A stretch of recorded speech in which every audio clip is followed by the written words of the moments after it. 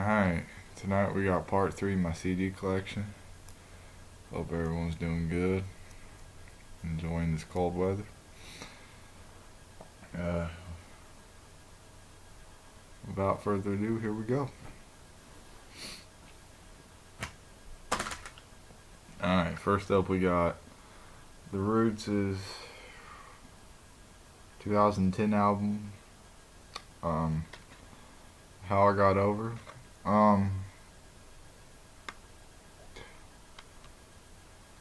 Really dope album, man. Like I said before about The Roots, I think Black Thought's one of the most underrated MCs of all time. And nothing really changed with this album. I want to say this one's kind of got like some more rock influences, sort of, kind of. If you know what I mean. I guess The Roots are a band, so you can listen. But really a dope album, man. If you don't know about this one, pick it up. Then we got Eric B. and Rakim's second album, Follow the Leader. Classic stuff, I love all their first 4 albums, It's really hard to choose a favorite, but classic 88 material here, you know.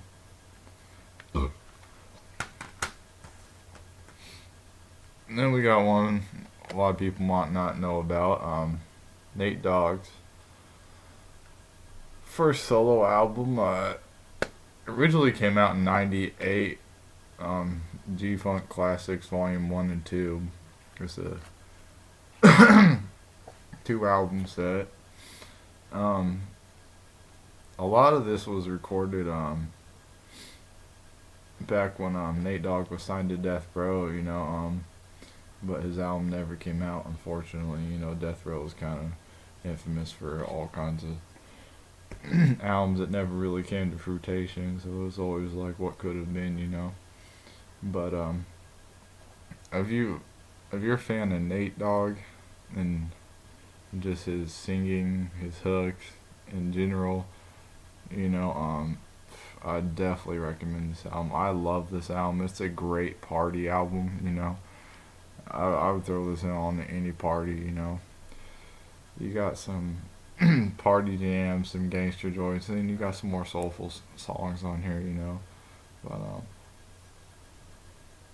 and you got some great guest features, from Corrupt and Tupac and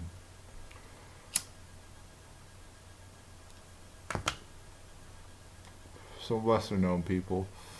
But classic stuff from Nate Dogg here. This is actually the 2010 reissue. I haven't been able to find the actual 98 copy. But if I do, I'm definitely going to pick that up. And we got Jadakiss' first solo album, Kiss the Game Goodbye. Really dope album. Some of the production on here might be a little too commercial or too popish for some people, but overall it's a really good album, from Jadakiss. I slightly like this better than Kiss the Game Goodbye. Just a dope album in general. It's got a lot of great guest features on here, and the production is really tight. Jadakiss, Kiss the Game Goodbye, 2001. And then we got 8Ball and MJG's Coming Out Hard, 1993.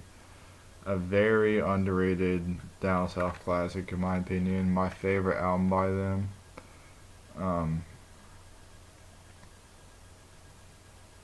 The production on here, is I like the beats. It's definitely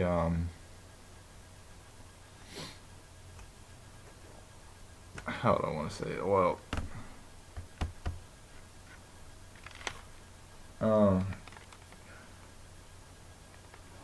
the product, like 95, the production kind of got a little more fancier and stuff. You know, some of the beats on there might seem a little, I don't know, archaic to some, I guess. But man, check it out. And then we got Lord Finesse and DJ Mike Smooth's Funky Technician. Classic album. I love this album. I'm a big Lord Finesse fan. Um, yeah, man, he just goes off on this one. And if I'm not mistaken, the Source back in like '97 when they came out with their list of 100 greatest hip hop albums of all time, they picked this one as well. So you know, that says a lot. And then we got Spice One's 1994 offering, America's Nightmare. Really dope album. I'm a fan of Spice One. I have his first 4 albums, you know. I thought about picking up the 97 one, but I don't know if I'm going to. But as far as this one goes, really dope album. This was his biggest album, I think. You know, got some cool guest features on here from Tupac and Method Man and E40. You know, it's hard to choose between this one and 187 he wrote, but both some classic West Coast stuff. And then we got Frankie Cutlass, Politics and Bullshit. Not a whole lot of information on the internet about Frankie Cutlass. He was kind of like an underground DJ from New York, you know. And he came out with this album in '97. It's really dope album, man. It's got some great, you know, East Coast production on here. You got features from like Fat Joe and Busta Rhymes and Mobb Deep and Cool G Rap, you know, and this is a dope album in general. If you're a fan of like late to mid '90s East Coast rap, you should own this one. And then we got Slick Rick's second album, you know, right before he went to prison, The Ruler's Back. I liked it. It's not a bad album, you know. Overall, the production's pretty good on here. That's my favorite thing about the album, really. I'm not a big fan of Slick Rick's voice, you know. It can kind of get on your nerves sometimes. But overall, I like the album. It's pretty good for '91.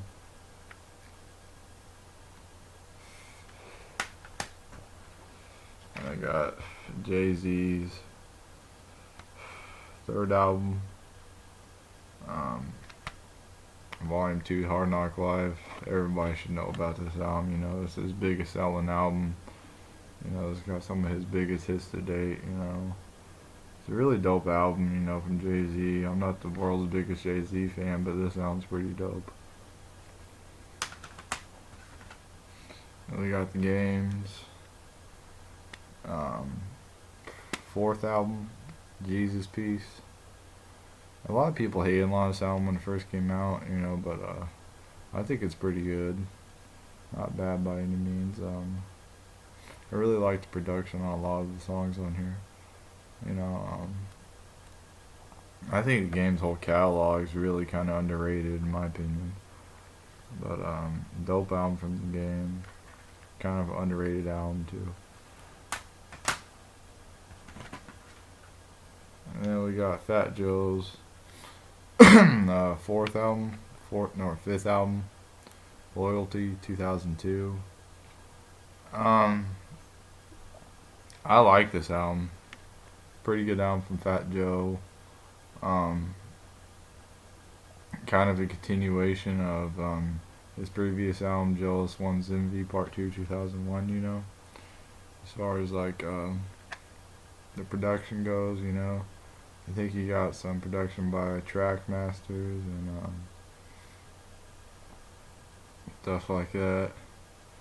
kind of a commercial album, but not bad by any means, really. I mean, fans of Fat Joe should own this one. Fat Joe's a really underrated rapper, in my opinion. We got Raekwon's the Lex, the Lex Diamond story. Um, Interesting album. You know, probably my least favorite Raekwon album. Um, the first half is not bad, but man, the production on this album is just kind of horrible, to be honest with you. Did not like the album really at all. I mean, it's got a few good songs, but overall, it was meh.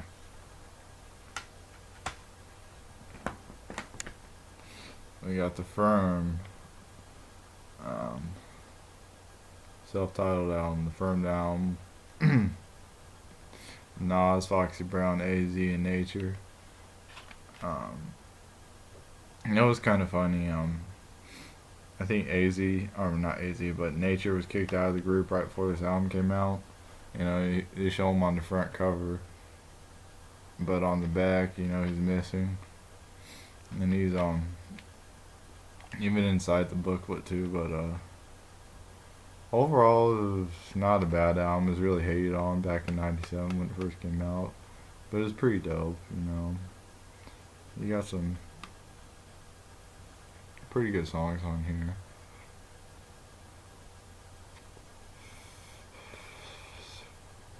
Some of it's kind of hit or miss, but fans of Nas should pick this one up.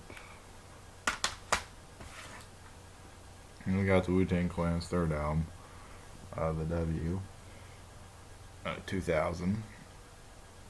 Everyone should know about this one, of course, if you're a Wu-Tang fan. Really dark album, dark sound, overall vibe to it. My biggest complaint about this album was the guest features. I don't really think the Wu-Tang Clan needs any guest features on the album. With 9 MCs in a group, why would you feel the need for any guest features? But overall, it's a pretty good album. I like it. But I'm a huge Wu-Tang Clan fan,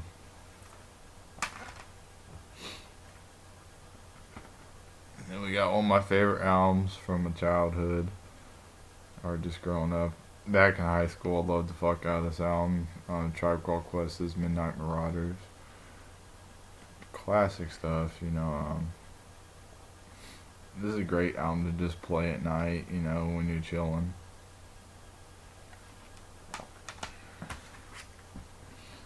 And then we got an R&B album here, D'Angelo's Brown Sugar. If you're not an R&B fan, then I'm sorry, but I happen to be an R&B fan occasionally, so I picked this one up. Really great album from '95 though. D'Angelo's a dope singer. And then we got a classic from Ice Cube, The Predator, 1992. This came out right after the LA riots, and that's kind of the overall vibe of the album too. This is his biggest selling album. It's probably got everyone's favorite Ice Cube song on here. It Was a Good Day. Not my personal favorite song by him, but like I said before, I think Ice Cube's first 4 albums all are classics. I don't care what nobody says. This is an OG copy too. And then we got U-God's first album, Golden Arms Redemption. I didn't really like this album, but I'm a fan of Wu-Tang Clan, so I picked it up anyways. U-God's not really the problem on here. It's mainly the production. A lot of people say U-God's not that great of a MC or a lyricist, but I disagree. When he wants to, he can kill it. But the main problem on this album's production. Some people like it, some don't. I'm one of the Later, people. Now we got Ice Cube, Lethal Injection. This is also the OG copy, 1993.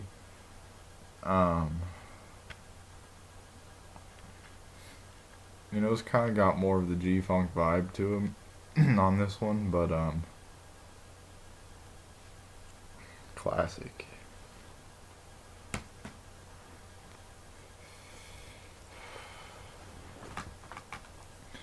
And then we got Alcoholics' second album, Coast to Coast, 1995. Currently, it's the only Alcoholics album I own. I'm gonna pick up the other two, but I think this is a classic one from '95. I mean, I love every song on this album. The production's great on this one too. Classic album from '95.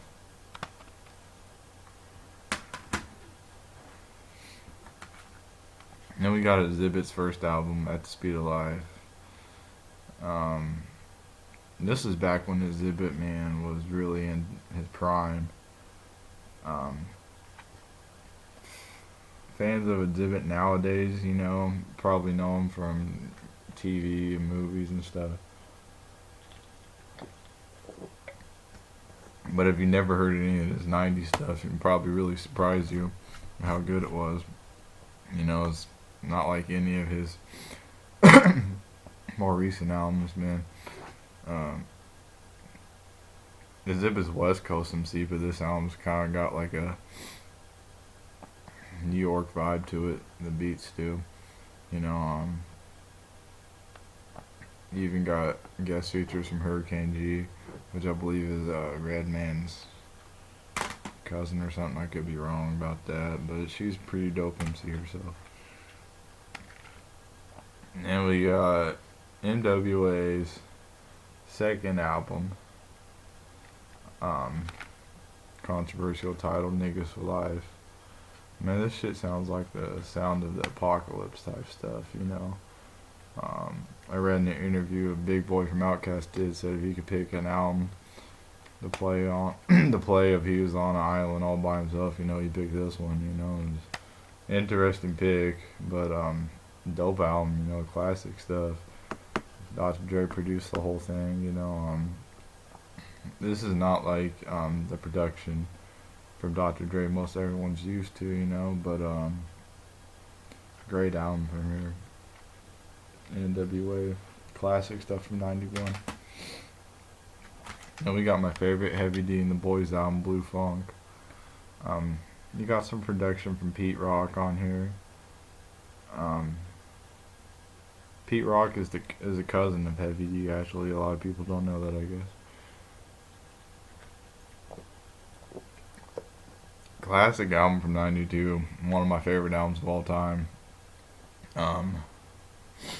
Yeah. A lot of people are sleeping on Heavy D. You need to cut that out.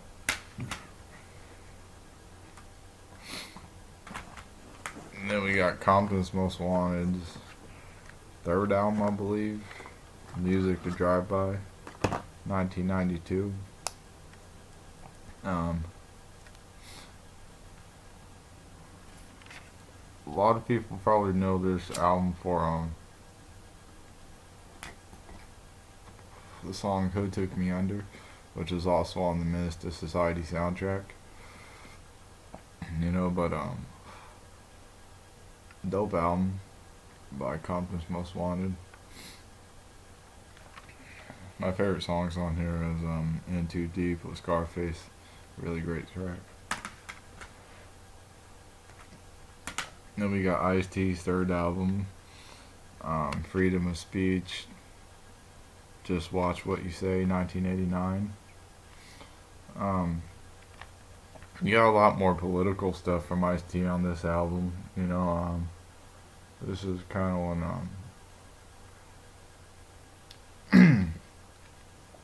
a lot of people are trying to censor what he was trying to say when he was doing the shows and stuff. So you end up getting this album.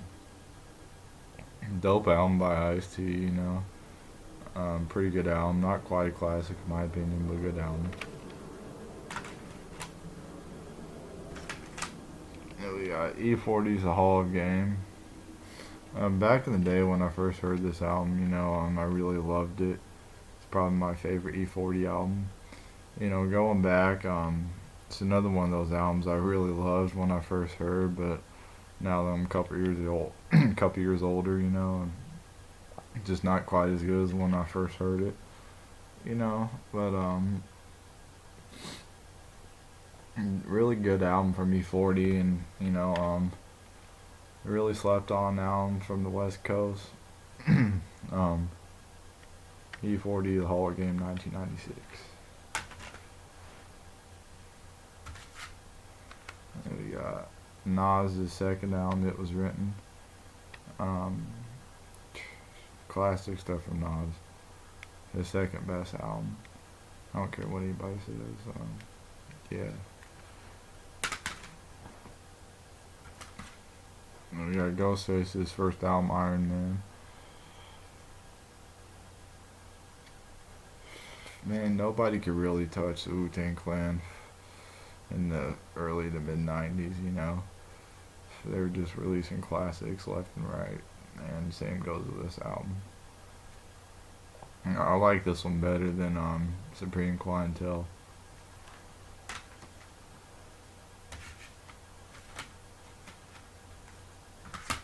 Here we got Fat Joe's first album, Represent, 1993. This is Fat Joe's overall sound was, a lot different back in these days.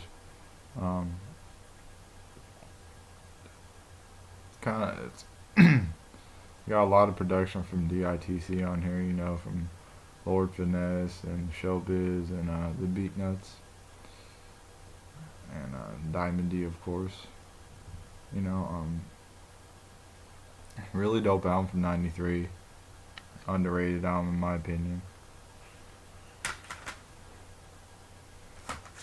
Then we got might have already did this one, I can't remember. We got Heavy D and the Boys, Nothing But Love, 1994. Great album by them.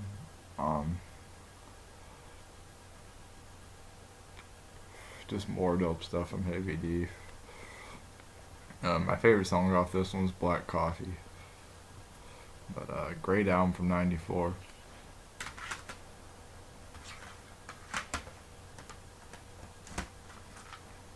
And we got my favorite De La Soul album, Blue Mind State, 1993. Classic album. De La Soul's got a lot of classic stuff, and same goes with this one. We got OC second album, Jules. I slightly like this one better than Word Life. A lot of people might disagree with me on that one, but I kind of go back and forth some days, but I think overall I just like this one a little better. A really dope album. A lot of people don't know about OC, but really great rapper. We got Snoop Dogg's Paid the Cost to Be the Boss, 2002. This is right after he left No Limit, and the overall production and quality, definitely goes up. I mean,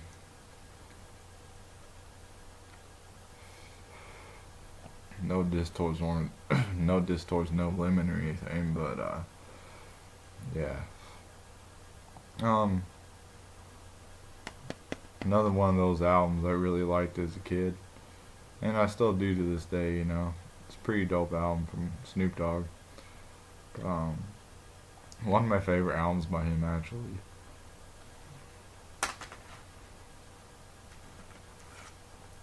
We got Nas, Illmatic, 2001.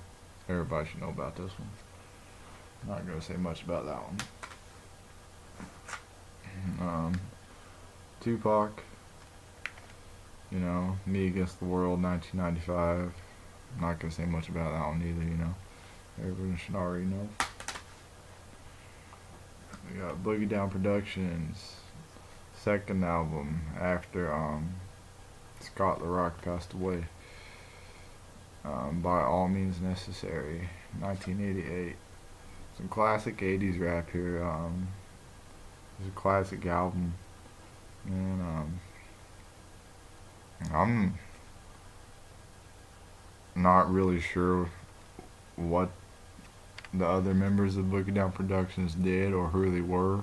I know D Nice. I guess they just mainly produced. But pretty much every Boogie Down Productions album is just another solo KRS-One album. But classic album from '88. We got ODB's first album, 1995. More classic Wu-Tang stuff here.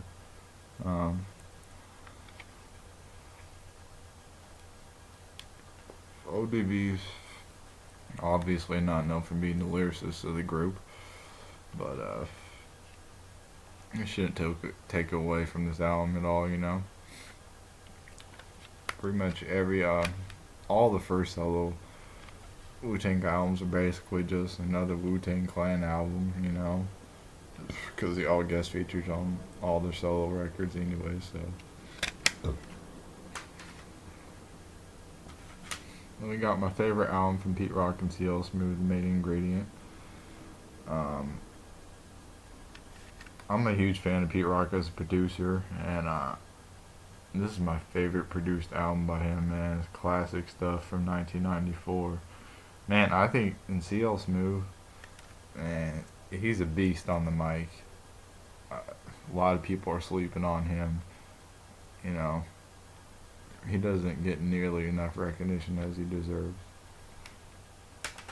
I'll do a few more. Then we got Ja Rule, Veni Vidi Vici, 1999.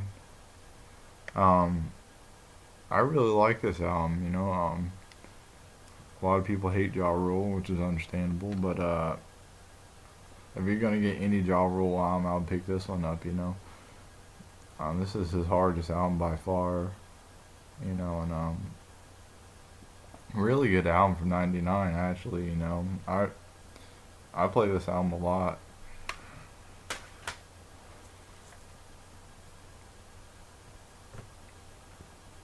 You got Heavy D and the Boys' first album, Big Time, 1989.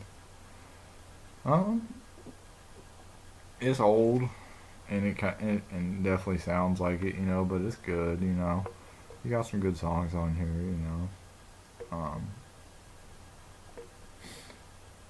We got Our Own Thing, you know. Easy Does It. You Ain't Heard Nothing Yet, you know. Some classic stuff from Heavy D and the Boys, you know.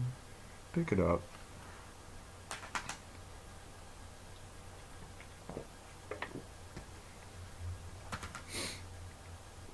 And we got Lord Finesse's third album, The Awakening. This is the first Lord Finesse album I ever listened to, and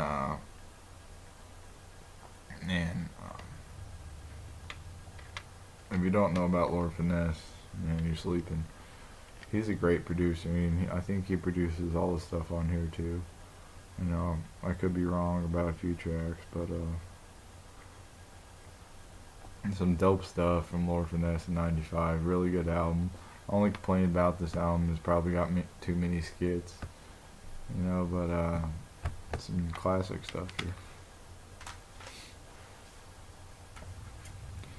Then we got one albums I'm very proud to own. Shell Biz and AG, Runaway Slave. This is an OG copy. I don't think they have any reissues of their albums, so, you know, I was very proud to own this one, you know. Yeah, classic stuff from '92, man. Pick it up. I want to say this is the first appearance of Big L on Wax, too.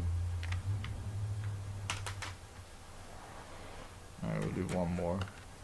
We got The Beat Nuts, Um, I think this is the first album. The one that came out before this, I think that was just an EP. But Beatnuts, self-titled, or a lot of people also know it as Street Level. You got that on the cover, but it's really just self-titled. Um, Beatnuts is some great producers. This is mainly just like a party album, and that's kind of what the Beatnuts are known for, really, just party stuff. But man, don't be sleeping on them. They got some dope production. Yeah, and that's part 3. Peace and one love.